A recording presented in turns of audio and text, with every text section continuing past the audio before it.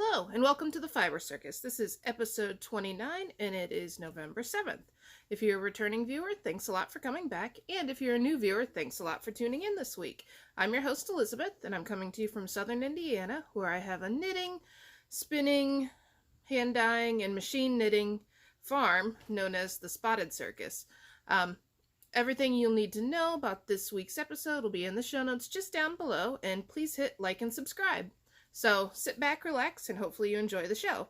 So it's been about 3 weeks since I podcasted last. I've been on the road quite a bit, and so it's been a little bit harder to get things recorded. And then when I have been home, it's been pretty busy. So sorry about the little bit of a delay, but trust me when I say there's plenty of content for this week and then some. So let's get on to it. Works in progress. First thing I've been knitting on in the past couple weeks is my Meraki tank by Sara Gresbach. And when we last talked, I think I had just finished with the back or front, whichever it is you want to call it, and I hadn't started this lace section yet. So I was down there where that little orange fuzzy ball is, and now I've started on this lace pattern. And it took me a little bit to get it established quite right, because I was off slightly in the beginning. So this is a tank top, and it has a keyhole front or back, and then this is the other side. So it's technically reversible, they say. Although looking at where it's at right now, I'm not 100% sure where it would hit me at as far as my bust line for where this mesh would start. So it may be kind of interesting when I get it done. I've added sleeves. They're not really big sleeves, but they're about maybe 3 to 4 inches worth of a sleeve to this pattern, because it's designed to be sleeveless, and I just don't think I'd get as much wear out of it if it's sleeveless.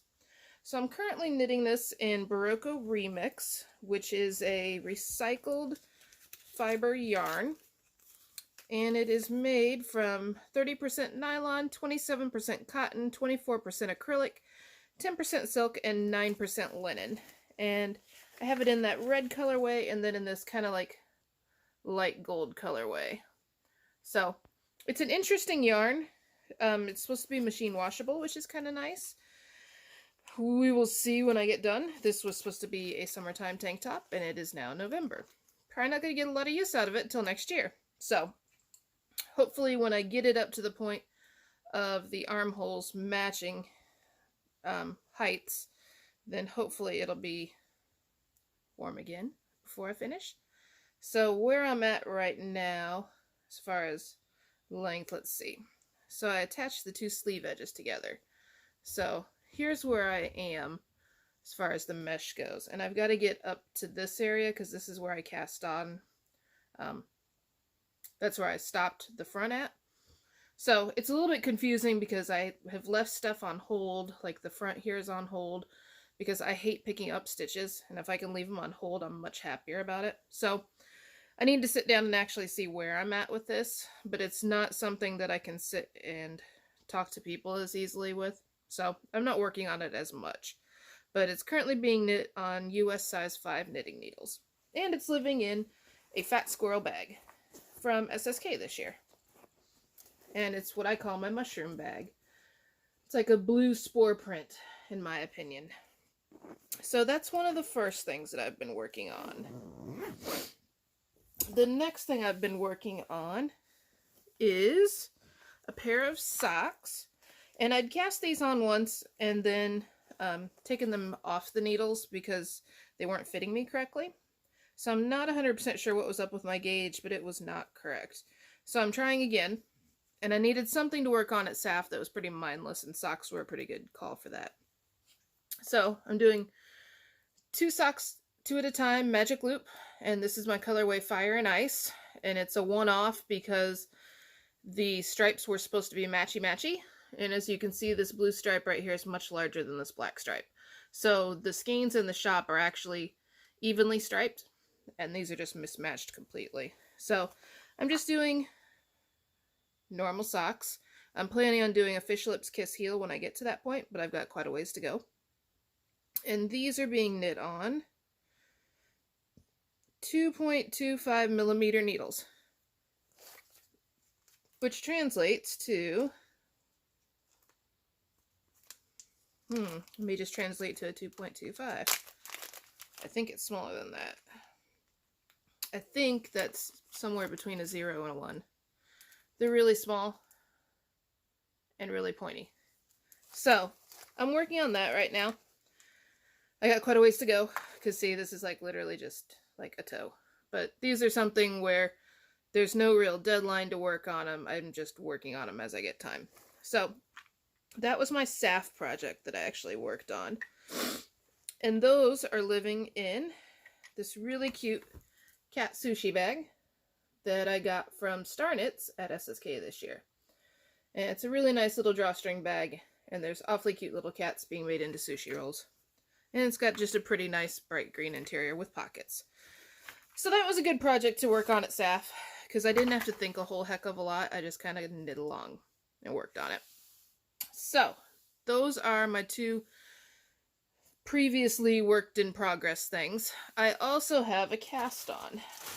I saw on Instagram somebody that was calling for a test knit, and I've never done a test knit before, but I thought, hey, I really like that pattern, you know, and I think it's something that I could get into. So I volunteered to do a test knit. Looking back on it, I should have looked at the timeline a little bit more, because I don't know that I'm going to be able to finish it, but I'm praying that I do. It's my goal. So what I'm doing, and this is just a really small picture of it here. It's called the White Owl Crochet Company is the designer, and it's called the Honey Tee. And I'm making it in a size 50, which it's just a short sleeve t-shirt. So it's nothing like really elaborate, and it's plain. So there's no fancy patterning to it as well. So in theory, it's only got about 1,100 and some odd yards to do in 5 weeks. So that shouldn't be that hard of a thing, you'd think. The problem is, in order to get the stitch gauge, I had to go down to 2.75 millimeter needles instead of US 3s, which are like a 3.25, I think. Oh, I have a needle gauge here. Yeah, so it's supposed to be on a 3.25, which you can see right here at this end. Well, maybe you can see. Anyways, I had to go down 2 holes. So I'm almost on a size 1 in order to knit this. So it's taking a fair bit of time. And when you look at this, you may say, wow, that yarn looks really familiar. So here's where I'm at right now. I've just done the second set of increases, and this is a top-down yoke sweater.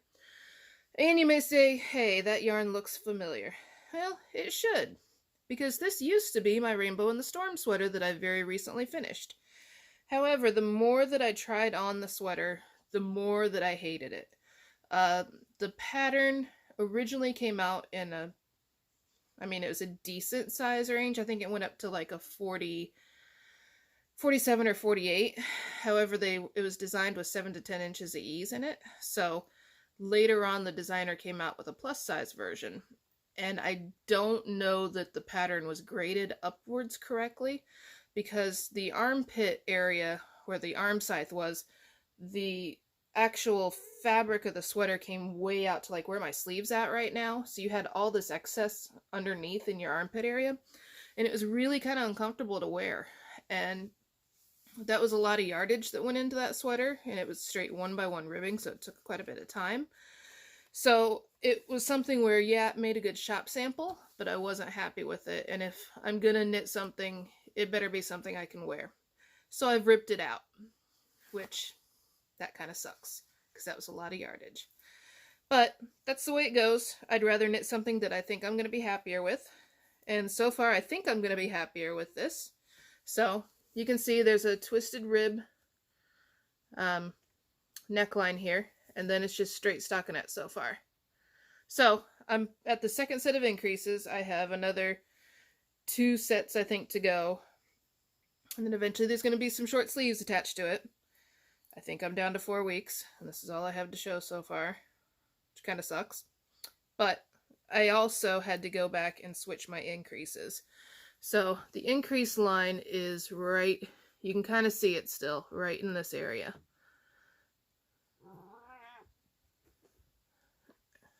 And sorry about this, I may have a cat making an appearance because I'm out in my living room today filming. So anyways, I did some increases very similar to what I did up here at the top. but I wasn't real happy with how they ended up looking. So I ended up dropping down 11 rows every third stitch and changing the way that I increased it. So luckily I used my one of my knitting machine tools, and it's just a latch hook. So I could drop all the way down, pick up the stitch, and then ladder my way back up. I gotta get to haul and butt on this. And we're out of 90 Day Fiance that we can watch because we don't have a cable TV subscription. So I can't currently watch any more of the series, which really sucks because there's like 3 or 4 other iterations of it that I really want to see. And I'm not going to get cable just to watch one show. So, if you have any good recommendations for shows I can watch on Hulu, I'd really appreciate it. Because now the husband and I are out of TV drama. So, this is what I'm working on. I'm making the size 50-inch bust currently on it. And I got a fair bit of ways to go. I'm on like page 10 out of, I think, 20 pages of directions. Let's see. Okay, so there's only 13, but there's a lot of numbers on the pages. So, I got a ways to go. Hopefully next week you'll see at least 4 to 5 inches of progress on that. And as you can see, it's being held in this very high-tech plastic bag. Because, you know, it's what I had at the time. So, let's see, those were works in progress. That's all the works in progress I have. I do have a finished object finally, though. I have finished my Dust to Snow wrap. And when I say finished, I mean, I finished the knitting. I've woven in the ends. I haven't blocked it yet. I need to in this next week, though. So, this was the Dust to Snow by Helen Stewart of Curious Handmade. And it's made from an Advent mini set from Stitchtogether Studio that I purchased last December. So you can see it starts at this end. And then it goes clear through to this last color. So when we last left off, I was here. So I basically added 1 color. I left out 2 colors from the mini skein set because I didn't feel like they blended in at all anywhere. And let's be honest, this is plenty big. Blocked out, this is probably going to be close to 7 to 8 feet. And it should block out pretty wide as well, because there's a lot of stretch to it. So, here it is up close. And you can see there's some, like, feathery fanny sections, and then some sections with eyelets in it. So, all I need to do right now is actually block it. Have I done that? No. Part of it is I gotta find someplace big enough to block that at. I'm thinking the bed is probably gonna be my best option at this point, but that means I also have to unmake the bed in order to do it. So, that is finished. Just need to get my butt in gear and actually get it blocked. So, finished objects, cast-ons, spinning. I've done some spinning over the last 2 weeks. While I was at SAFF, I worked on those socks, and then I also decided to do some spinning, and I actually got a good chunk done, which at a fiber festival you really don't want to get a whole lot of crafting done because you want to be so busy that you don't have time to craft. However, that wasn't the case. But, on a good note, look, I made a skein of yarn. So this is some of my alpaca and starbrite nylon, and it's a pretty simple 2-ply. And I don't know why it's not focusing quite right. That's a little bit better. So, I don't know what the yardage is. I haven't set the yarn yet. I finished it. That was good. So, it's a pretty poofy yarn. The alpaca is pretty fine. And also the starbrite nylon is also pretty fine. There's just a really small hint of sparkle to it. Come on, camera. There. So there's just a little hint of sparkle to it. I would say it's probably at least a DK, if not worsted weight. So yeah, I think it's probably a DK to worsted, at least. It may poof up a little bit more when I wash it. So the orange will glow under black light. Very exciting. I have a little bit of this roving, I think, still in the shop, and it's a fluorescent orange with hints of pink, white, and gray, as you can see. So I like how the yarn turned out. I think it's really pretty. And So I also have some more spinning. I went to the National FFA convention, which was up in Indianapolis last week, and I was there to basically tell people about alpacas and show how you can use their fiber to make things. So this is some alpaca roving that I decided to work on while I was there. And it's some alpaca with starbrite nylon, and it was dyed in like a neon rainbow colorway with hints of black in the middle. And it was something that didn't sell at SAFF, and I had 8 ounces of it, so I decided to take it along. Glad that I took 8 ounces because I was there from about 8:30 or 9 o'clock in the morning till I think about 5 o'clock. And this is all I have left out of the 8 ounces that I didn't spin. So here's one full bobbin full of the rainbow colors. And here's my second bobbin that I've just got to finish this little bit. I spun them straight from the roving as is. So I guess what I'm going to do is probably ply the two together. And I should get some pretty decent yardage out of it, I'd like to think. But I like how it was spinning up. It was nice and bright, you know, so of course attracted the eye of the students because it was so bright. And both of the things of roving were dyed in the same pot, so they should be pretty similar. So I'm guessing I'm going to get like some long color transitions. And these are on my 16-ounce Spinolution bobbins, and I was spinning that on my Firefly. So you can see plenty more to go on there. I think that when I ply them together, I can probably use one of the 1-pound bobbins and I'll be fine to do my plying as one skein. So that is that. So moving on, machine knitting. I've been doing a lot of machine knitting in the last week and a half because I have several Christmas holiday shows coming up.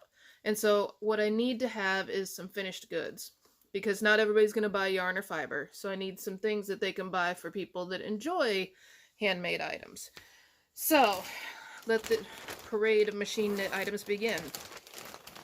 First up, I have a cowl. Oh, that's the seam side. You don't want to see that.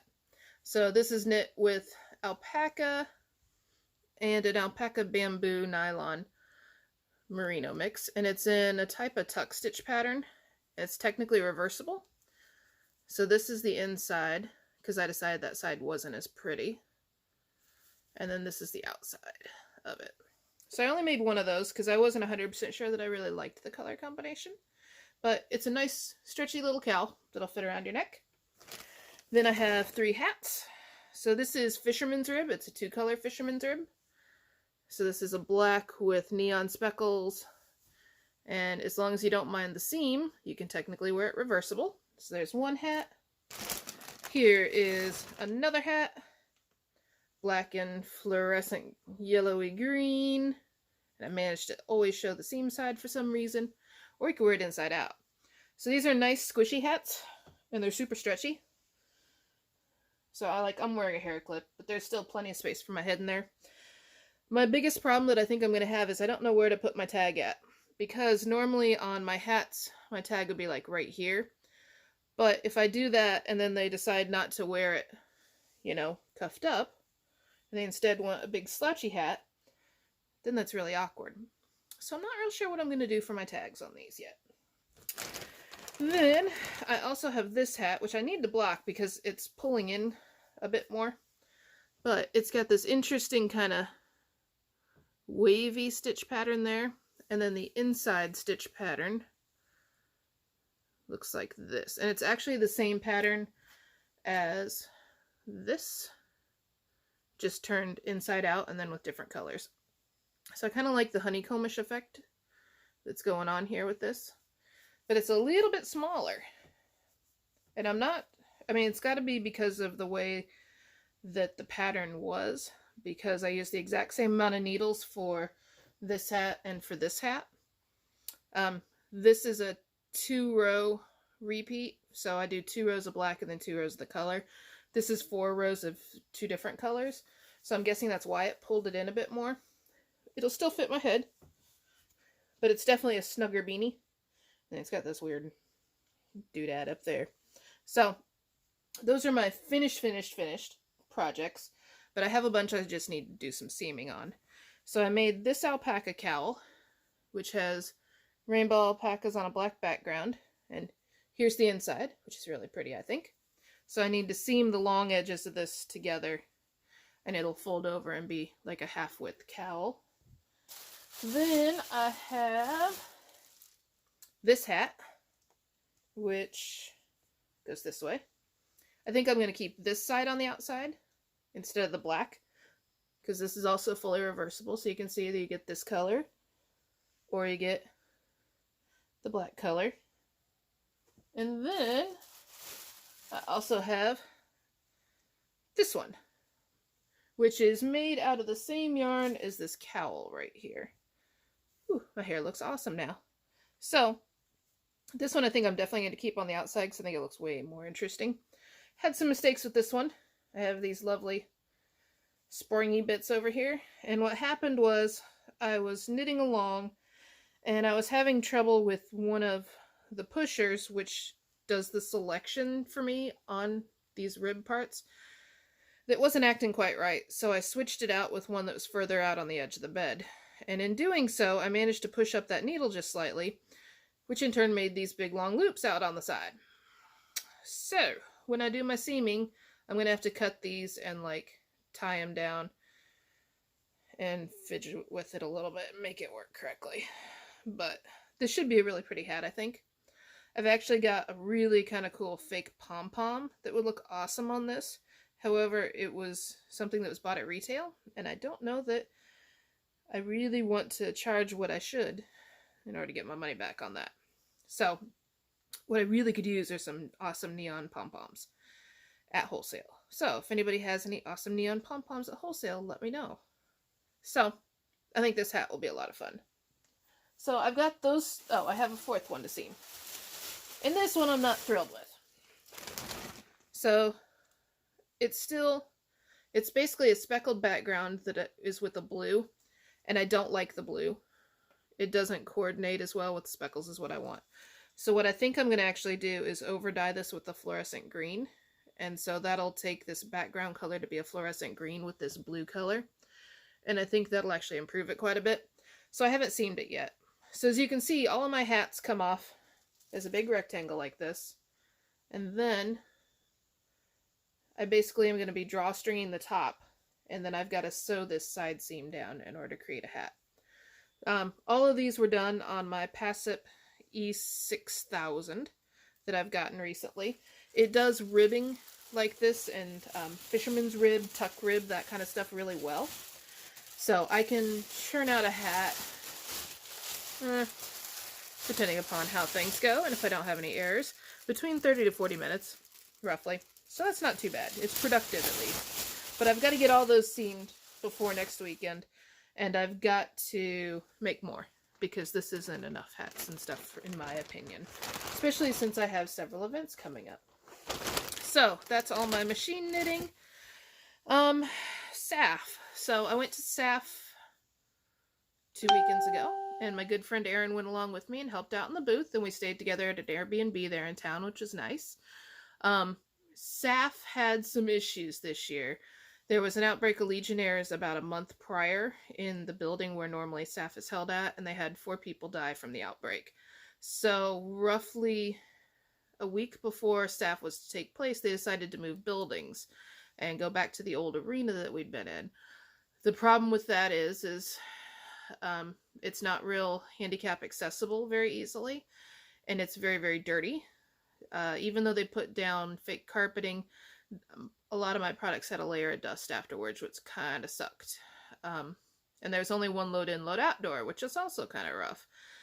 Sales were definitely down for me by quite a bit, which, you know, when you're planning on that to buy hay for the year, that's kind of rough on you. So, SAFF could have been much better. I'll still go back next year, praying that next year it goes better. But this year was definitely quite the challenge for us. I did manage to do some shopping while I was there because it just wasn't as busy as what it should have been. So I didn't buy a ton, but I found this cool bag, which says alpaca my bag, and then it has an alpaca butt on the back. And these are wet dry bags, which I really like from, it's called Sweat, S-W-E-T. And I actually have a yak version that some of my friends got for me. And they're really nice when you're traveling because you can stick your unmentionables or wet things into these bags. And they're waterproof. And then you've also got this little strap, which kind of holds it in place. So that way it's just kind of like a nice little travel bag. I like those. I also went to an apple orchard, because when in North Carolina, that's what you do. And I got some apples. And these are Arkansas black apples. And where I get my apples from is Mountain Fresh Orchards down in technically Hendersonville. And I bought a half bushel, which is this big of a bag. It's a lot of apples. So I've been eating like 2 to 3 apples every day, which is good for me, I guess. But I really like the Arkansas black apples. They're crisp like a Granny Smith, and pretty tart too and firm. Every now and then I cut into one and I can tell it's going to be one of those mealy apples, and I hate mealy apples, so those go to the goats. So that came back with me from SAFF. And then I made 2 other purchases while I was out there. So Loop Fiber Studio was vending, and I got one of their bullseye bumps for spinning, and it's a merino, angelina, and nylon bat that's 5.3 ounces. And as you can see, it's a rainbow. And so they're very much known for these bats where you start to pull from the center and the roving spirals out around. So I haven't had a bat from them in probably, I don't think I've bought one in 4 or 5 years, because I haven't been anywhere where they've been vending. It smells a little bit vinegary. So I've got one of those, so eventually that'll go into the spinning routine. And then the other thing that I got was, I saw a sweater in a post that this dyer had made. And I saw the sweater probably, I don't know, 2 years ago maybe. And I'd wanted a skein of the yarn forever, but they were never vending someplace where I was. And I finally was able to catch one of their updates and got a single skein.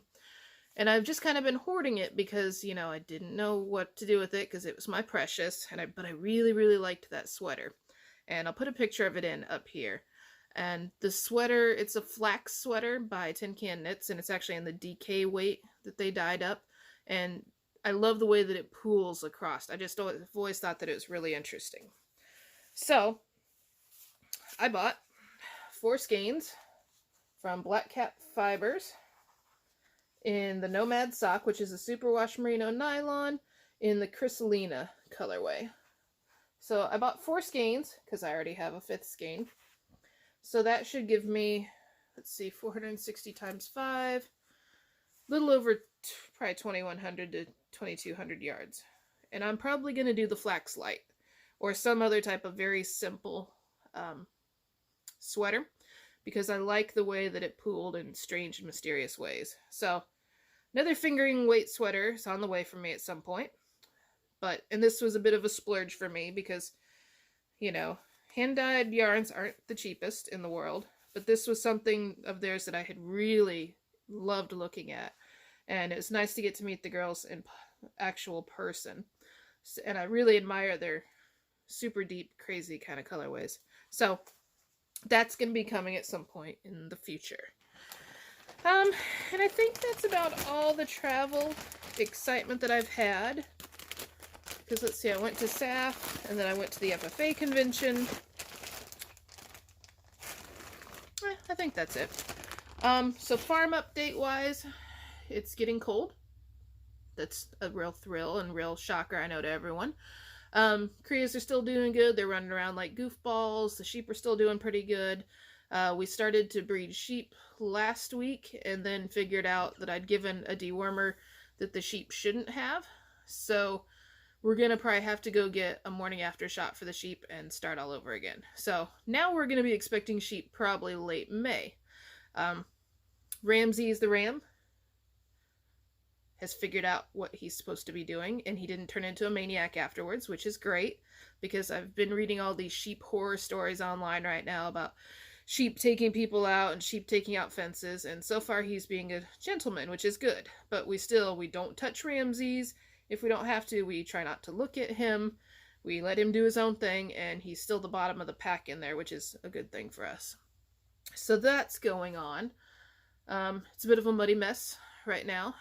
We just got in 80 bales of hay this week, and that wasn't cheap. that's the way it is. The animals still have to eat, unfortunately. It's not like they can just eat air. So it's going to be an interesting winter, to say the least. Shop update. The shop is live right now in Etsy.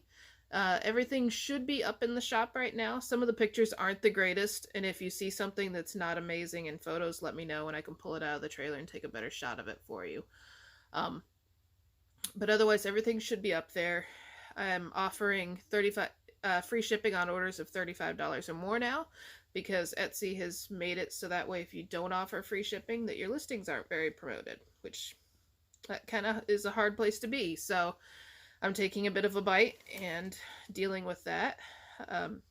Eventually I want to transition over to my own website, but it just takes time and a good internet connection, and my only internet is the cell phone out here, so it's going to be a while for that. Let's see.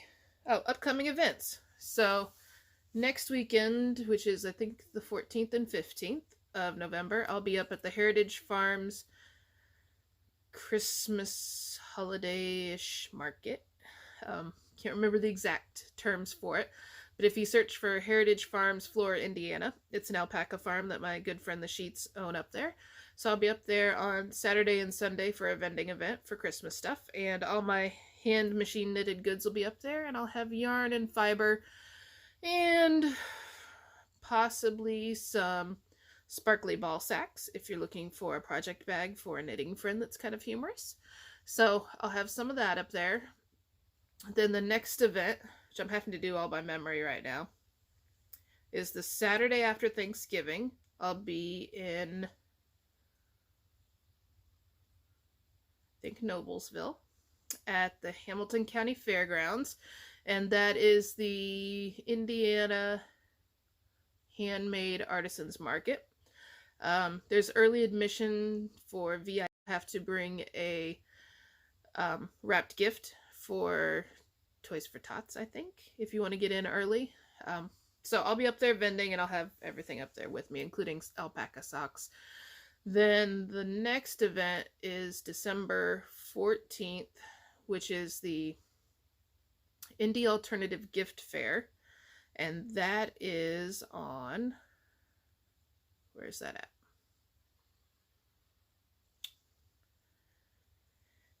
It's at an art center in Indianapolis on the eastish side. And off the top of my head, I can't remember what the place is called, but I'll have a link to it in the show notes down below. So that's the Indie Alternative Gift Expo Fair thing. So I've got those three coming up. If you're interested in any kind of specific holiday gifts for your friends and family, just let me know.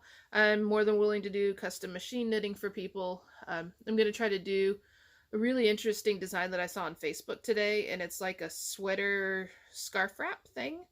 And so it's got arm tubes, but then it has this long wide piece in between that you can like wrap out around your body like a sweater or shrug, and then put on the sleeves, or you can just leave it as a scarf. So I'm probably going to try to do one of those out of acrylic today as a test piece, and then we'll see about doing it out of some alpaca later on, possibly.